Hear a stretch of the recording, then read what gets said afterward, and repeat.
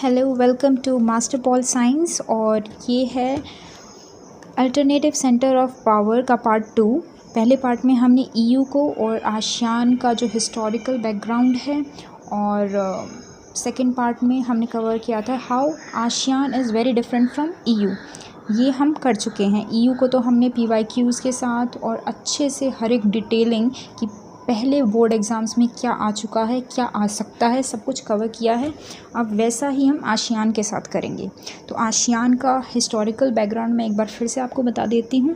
तो जो historical background रहा है, उसके पास्ट एक्सपीरियंसेस कॉलोनियलिज्म से भरे हुए हैं। जापान जैसी नेशन और मेजर यूरोपियन नेशंस, जैसे कि हमारे इंडिया में हुआ है, हम ब्रिटिशर्स की कॉलोनी थे, वैसे ही वो भी यूरोपियन पावर्स की कॉलोनी रह चुके हैं आसियान मेंबर्स। तो वहाँ पे भी सिमिलर काइंड ऑफ प्रॉब्लम थी जो कि इंडिया में थी। बहुत ज़्यादा पोवर्टी थी, अनएम्प्लॉयमेंट बहुत ज़्यादा है। जैसे इंडिया और पाकिस्तान के बीच इंस्टेबिलिटी थी, है ना, कि टेरिटरी के ऊपर लड़ाई झगड़ा हो रहा है। तो आसियान मेंबर स्टेट्स में भी वही सिनेरियो चल रहा था। लेकिन जो इंडिया और पाकिस्तान के बीच में पॉसिबल नहीं हो पाया कि भाई हमने बैठ के बात करने की बहुत सारे इनिशिएटिव्स लिए, कॉन्फिडेंस बिल्ड करने की कोशिश की है, लेकिन जो परिस्थिति है उनमें कोई भी सुधार देखने को नहीं मिला है। वो आसियान मेंबर स्टेट्स जो हैं उनमें हमें देखने को मिला है due to formation of ASEAN. तो जो मेंबर स्टेट्स पहले अपनी टेरिटरी को लेकर लड़ते झगड़ते थे, वो अब पीस और स्टेबिलिटी मेंटेन किए हुए हैं, क्योंकि आसियान जो है वो बड़ा ही सक्सेसफुल रहा है पीस स्टेबिलिटी मेंटेन करने में। तो मेजर ऑब्जेक्टिव तो यही था कि वहाँ पे पीस और स्टेबिलिटी आए, क्योंकि अगर पीस होगी तभी तो हम ग्रोथ के ऊपर ध्यान देंगे। ठीक है, इंडिया को ही रिलेट कर लो। अगर बॉर्डर इश्यूज़ हैं तो पहले हम ग्रोथ, अपनी जीडीपी पे कैसे फोकस करेंगे अगर हमारी कंट्री को ही, हमारी टेरिटरी को ही खतरा है।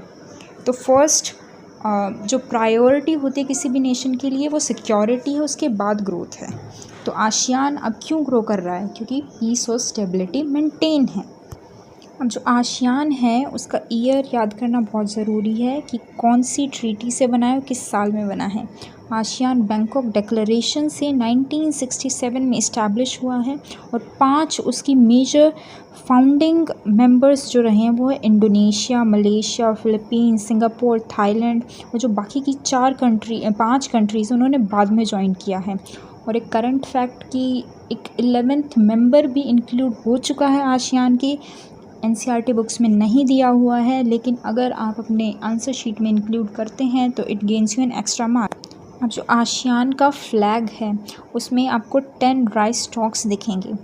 10 क्यों है? क्योंकि 10 फाउंडिंग मेंबर्स रह चुके हैं और एक साथ स्टॉक जैसे कि एक ही उससे निकले हुए हैं, मतलब कि उनमें यूनिटी है। जो ब्लू कलर है वो पीस को डिनोट करता है, रेड करेज को, वाइट प्योरिटी को, और येलो प्रॉस्पेरिटी को। लेकिन ये कलर वाला ज़्यादा याद करने की ज़रूरत नहीं है। जो फ्लैग है उसका क्या मीनिंग है? यूनिटी है। 10 ही क्यों है? क्योंकि 10 मेंबर्स रह चुके हैं। बैंकॉक डिक्लेरेशन से बना है, 1967 में इस्टेब्लिश हुआ है। ये इम्पोर्टेंट है।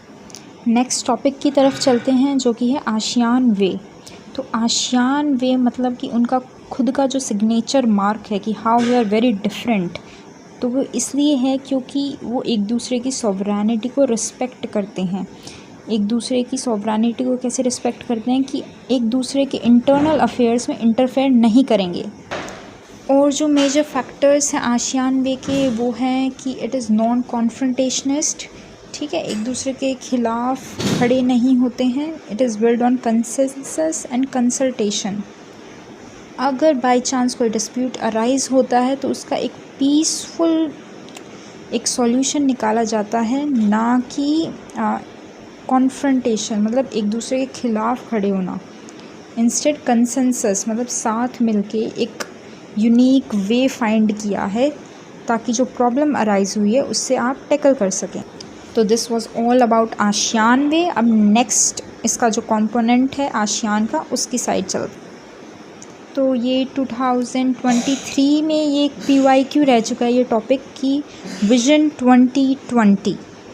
आई थिंक आपके पेपर में इसके आने की प्रोबेबिलिटी कुछ ज़्यादा नहीं है, लेकिन फिर भी क्योंकि एनसीईआरटी में मेंशन है तो एक बार देख लेते हैं कि विजन 2020 क्या था। विजन 2020 था कि जो मेंबर स्टेट्स हैं वे अपनी इकोनॉमिक ग्रोथ पे फोकस करेंगी।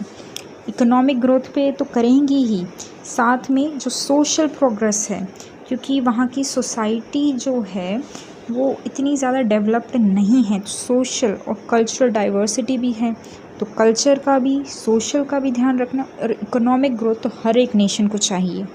और साथ में जो कंट्रीज़ हैं वो बहुत छोटी छोटी हैं और टेरिटरी बहुत कम है, तो उस रीजन में पीस स्टेबिलिटी बनाए रखना एक बहुत बड़ा चैलेंज है, जो कि हम इस आसियान के थ्रू ओवरकम कर रहे हैं। तो आसियान विजन 2020 था कि पीसफुल तरीके से कोई भी अगर कॉन्फ्लिक्ट अराइज हो वो सॉल्व हो, प्रॉस्परस मतलब इकोनॉमिक ग्रोथ भी हो, caring and outward looking ASEAN. तो outward looking ASEAN, now this is a major factor. पहले आसियान इंटरनली देख रहा था कि अपने मेंबर स्टेट्स के बीच में अच्छे से कोऑपरेशन करना है, अब ये आउटवर्ड लुकिंग है, मतलब कि अब आसियान में तो बहुत यूनिटी आ चुकी है। अब आसियान यूएसए के साथ, इंडिया के साथ FTA साइन कर रहा है और कोऑपरेशन बढ़ा रहा है, मतलब कि आसियान भी एक as a regional organisation, powerful regional organisation जो है वो उभर कर आ रहा है। नेक्स्ट हम बात करेंगे कि आसियान के 3 पिलर्स। अब इस चैप्टर में से जो ये 3 पिलर वाला है ये एज अ 6 मार्कर आता है। हाई प्रोबेबिलिटी रहती है कि इसी चैप्टर से 6 मार्कर वाला क्वेश्चन बनाया जाए, या तो EU से बनाया जाए कि क्या उसकी लिमिटेशंस रही है, क्या उसकी स्ट्रेंथ रही है। आसियान के 3 पिलर से भी पूछ लेता है, चाइना कैसे एक इकोनॉमिक मतलब एज अ मेजर पावर उभर कर आया है। तो अब ये 3 पिलर वाला एक इम्पॉर्टेंट कॉन्सेप्ट है। तो 3 पिलर्स में पहला जो पिलर है वो है पॉलिटिकल सिक्योरिटी कम्युनिटी। तो अब पॉलिटिकल क्या है, मतलब पॉलिटिकल जो भी इश्यूज़ हैं, कोई बॉर्डर से रिलेटेड है, कोई इंटरनल कॉन्फ्लिक्ट है। इंटरनल कॉन्फ्लिक्ट से मेरा मतलब है कि मेंबर स्टेट्स के बीच में अगर किसी कंट्री के अंदर कोई इशू आता है तो उसमें दूसरे मेंबर स्टेट इंटरफेयर नहीं कर सकता। ये एक मेजर आपको पॉइंट याद रखना है कि एक आसियान का मेंबर स्टेट दूसरे आसियान मेंबर स्टेट के इंटरनल मैटर में कभी भी इंटरफेयर नहीं करेगा। यही मैंने आपको आसियान वे भी बताया था, तो उसको रिकॉल करना है। और पॉलिटिकल सिक्योरिटी कम्युनिटी मतलब एक दूसरे के साथ सिक्योरिटी जो भी कंसर्न है वो हम टैकल कर रहे हैं। पीस, सिक्योरिटी, डिप्लोमेसी, इन पे बातचीत हो रही है। अब दूसरा पिलर आता है इकोनॉमिक कम्युनिटी। तो अब growth, economic growth, per capita income, GDP अगर हमें बढ़ाना है तो ऑब्वियस सी बात है इंटरनेशनल ट्रेड में डीलिंग करनी होगी। तो अब पीस स्टेबिलिटी आने के बाद एक दूसरे मेंबर स्टेट्स के साथ ही नहीं बल्कि USA के साथ, चाइना के साथ, इंडिया के साथ फॉरेन ट्रेड एग्रीमेंट साइन हो रहे हैं, ठीक है। इन्वेस्टमेंट आ रही है जिससे कि इकोनॉमिक ग्रोथ हो रहा है। अब जो थर्ड पिलर है वो है सोशो कल्चरल कम्युनिटी। जैसे कि मैंने पहले बताया कि जो आसियान नेशंस हैं वो बहुत ही ज़्यादा कल्चरल डाइवर्सिटी है।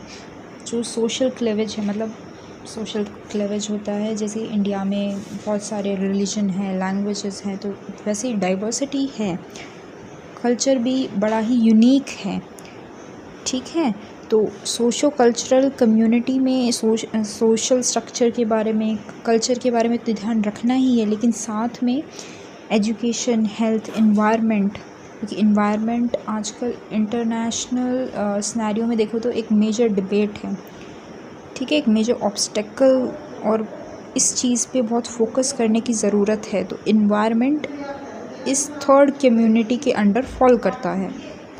अब जो नेक्स्ट टॉपिक है वो है आसियान वर्सेस EU। आसियान कैसे EU से बहुत ही ज़्यादा डिफरेंट है। तो जो आसियान है उसके जो मेंबर स्टेट हैं उनकी खुद की सॉवरेनिटी है, मतलब अलग अलग डिस्टिंक्ट है। वे एक दूसरे की सॉवरेनिटी को एक दूसरे के साथ जोड़ने की कोशिश नहीं कर रहे हैं, बल्कि एक दूसरे की सॉवरेनिटी को रिस्पेक्ट देते हैं, ठीक है। लेकिन दूसरी ही साइड जो EU है वो एक सुप्रा नेशनल इंस्टीट्यूशन की तरह वर्क करता है, मतलब it behaves like a nation state. वो सबकी सॉवरेनिटी को मिलाकर एक सुप्रा सॉवरेनिटी को फॉर्म करने की कोशिश कर रहा है।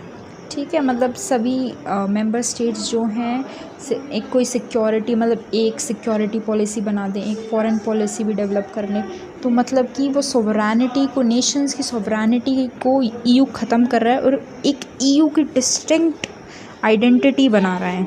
जैसे यूरोपियन यूनियन जो है उसका एक दूसरा हम डिस्टिंक्ट कर सकते हैं कि उसका खुद का फ्लैग है, कॉन्स्टिट्यूशन बनाने की कोशिश की लेकिन फेल हो गया, खुद का एंथम है, लेकिन ऐसा आसियान इस डायरेक्शन में मूव नहीं हो रहा है ना। वो सिर्फ एक कंसेंसस बेस्ड है कि हाँ भाई ग्रोथ भी लानी है, पीस, स्टेबिलिटी, ये इसके मेजर एम्स रहे हैं। ठीक है, जैसे ईयू की एक कॉमन करेंसी है, कॉमन एंथम है, कॉन्स्टिट्यूशन बनाने की कोशिश, लेकिन ऐसा आसियान के साथ नहीं है।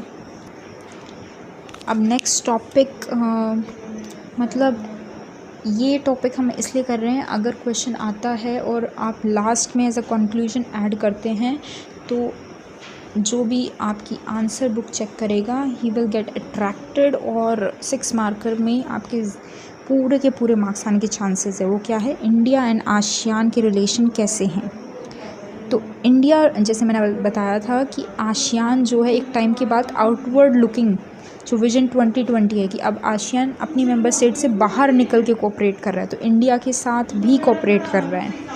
जो सेक्टोरल डायलॉग पार्टनरशिप इंडिया और आसियान की 1992 में शुरू होती है, फिर समिट लेवल की पार्टनरशिप 2002 में आती है।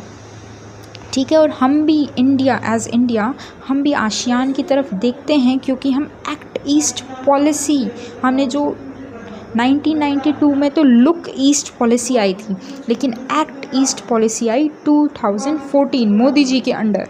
तो अब जो है हम भी आसियान की साइड देख रहे हैं, वो भी हमारी साइड देख रहे हैं, तो अब जो हमने अच्छे से हम डायलॉग लेवल पार्टनर भी हैं, समिट लेवल पार्टनरशिप भी कर रहे हैं। ठीक है, इसके कारण ASEAN India free trade agreement, free trade क्या होता है कि जो ट्रांसपोर्टेशन है गुड और सर्विसेज में हम इंटरनेशनल एक्सपोर्ट इंपोर्ट करते हैं तो उस पर कोई रेस्ट्रिक्शन नहीं लगी है, दैट्स फ्री ट्रेड एग्रीमेंट। और यहीं अपना चैप्टर ख़त्म होता है।